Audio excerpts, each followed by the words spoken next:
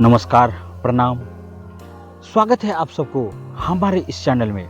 दोस्तों, आज की कहानी है क्राइम पेट्रोल 2025।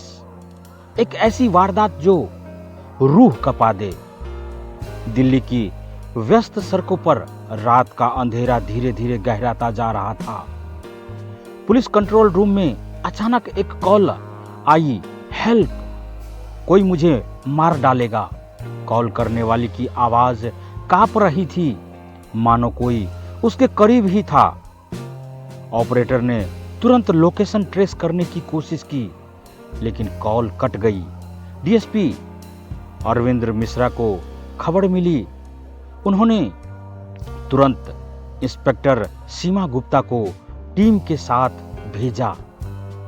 एक खाली गाड़ी और खून के धब्बे।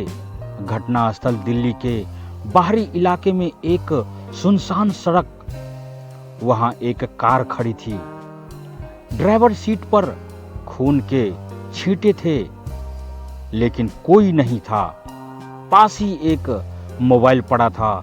स्क्रीन टूटी हुई थी और उसमें वही कॉल डिस्प्ले हो रही थी जो कंट्रोल रूम में आई थी। सीमा ने मोबाइल उठाया और कॉल बैक किया, लेकिन कोई उत्तर नहीं मिला। गाड़ी की पिछली सीट पर एक हैंडबैग मिला, जिसमें एक आईडी थी, नेहा वर्मा, उम्र 27, पेशे से सॉफ्टवेयर इंजीनियर। पुलिस ने तुरंत नेहा के घर संपर्क किया। उसकी मां रोती हुई बोली, नेहा शाम को ऑफिस से निकली थी, लेकिन घर नहीं पहुंची। नेहा का फोन रिकॉर्ड चेक किया गया और आखिरी लोकेशन वही थी जहां कार मिली थी। लेकिन एक और अजीब बात सामने आई।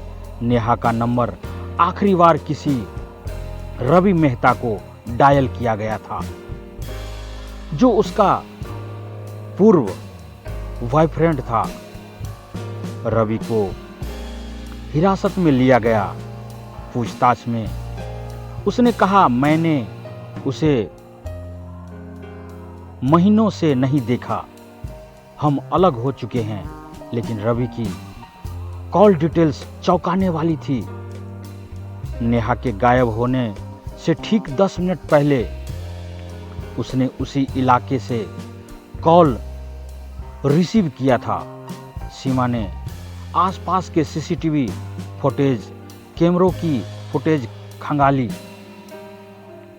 एक फुटेज में दिखा नेहा की कार के पास एक काले हुडी में आदमी खड़ा था, लेकिन जैसे ही कैमरे का एंगल बदलता वो गायब हो जाता। इसी बीच फॉरेंसिक टीम को गाड़ी के अंदर एक कागज मिला, जिस पर खून से लिखा था, यह सिर्फ शुरुआत है। पुलिस को यकीन हो गया कि यह कोई साधारण किडनैपर नहीं थी। जांच के दौरान पता चला कि नेहा हाल ही में एक प्रोजेक्ट पर काम कर रही थी, जो एक हाईटेक सुरक्षा सॉफ्टवेयर था। यह सॉफ्टवेयर साइबर क्राइम के बड़े मामलों को पकड़ सकता था। सीमा को समझ आ गया कि मामला सिर्फ एक किडनैपिंग नहीं, बल्कि एक हाई प्रोफाइल साजिश हो सकती है। तभी एक और झटका लगा। नेहा की मां के फोन पर एक वीडियो आया। उसमें नेहा एक अंधेरे कमरे में थी, आंखों पर पट्टी बंधी थी और एक नकाबपोश आदमी उसके पास खड़ा था। अगर पुलिस ने और कदम बढ़ाया तो अगली सुबह एक लाश मिलेगी। उल्टी गिनती शुरू हो चुकी थी। अब पुलिस के पास समय कम था। टेक्निकल टीम ने वीडियो को लोकेशन ट्रेस की। दिल्ली के एक पुराने बंद गोदाम में सीमा और उसकी टीम वहां पहुंची, लेकिन अंदर जाते ही एक धमाका हुआ। चारों तरफ धुआं और चीखें थी।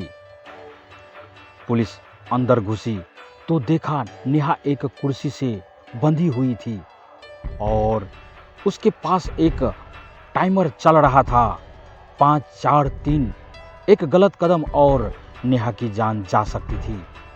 सीमा ने फुर्ती दिखाई और आखिरी सेकंड में बम स्क्वाड ने वायर कट कर दिया। नेहा को बचा लिया गया, लेकिन अपराधी भाग चुका था। इसका मास्टरमाइंड कौन था? सीसीटीवी फुटेज में एक और चीज सामने आई। गोदाम से भागते हुए एक शख्स की परछाई दिखी। उसकी चाल रवि से मिलती जुलती थी। रवि को फिर से पकड़ा गया और सख्ती से पूछताछ करने पर उसने कबूल किया, नेहा ने मेरे खिलाफ केस दर्ज करवाया था और मैं उसे सबक सिखाना चाहता था। लेकिन असली खेल कोई और खेल रहा था। सीमा को एहसास हुआ कि कोई और मास्टरमाइंड है जो रवि को मोहरा बना रहा था। जब नेहा होश में आई, उसने बताया, मुझे याद है मेरी गाड़ी के पास कोई था। वो कोई आम आदमी नहीं था। उसके पास पुलिस जैसी वर्दी थी। सीमा को झटका लगा। क्या कोई पुलिस वाला ही इस साजिश में शामिल था? जांच गहरी हुई तो सामने आया एसपी रजन, जो साइबर क्राइम यूनिट का हिस्सा था, असली गुनहगार था। उसने ही नेहा को अगवा करवाया, क्योंकि नेहा का सॉफ्टवेयर उसकी काली करतूतों को उजागर कर सकता था। सीमा और टीम ने उसे गिरफ्तार करने का प्लान बनाया, लेकिन एसपी रजन को भनक लग गई। उसने फरार होने की कोशिश की, लेकिन दिल्ली एयरपोर्ट पर उसे धर दबोचा गया। पूछताछ में उसने कबूल किया कि उसने कई बड़े साइबर अपराधियों को बचाने के लिए नेहा को मारने की योजना बनाई थी। अदालत में उसे उम्र कैद की सजा हुई और नेहा को सुरक्षा दी गई। लेकिन कहानी का आखिरी मोड़ सबसे खतरनाक था। एक अज्ञात नंबर से सीमा के फोन पर एक मैसेज आया, खेल अभी खत्म नहीं हुआ। क्या यह किसी और की साजिश की शुरुआत थी या फिर कोई और रहस्य छिपा था? दोस्तों, अगर कहानी अच्छी लगे तो अपने दोस्तों को शेयर करें। चैनल पर नए हैं तो चैनल को सब्सक्राइब करें, लाइक करें, कमेंट में अपनी राय ज़रूर दें। धन्यवाद। आपका दिन, आपके पूरे परिवार का दिन शुभ हो।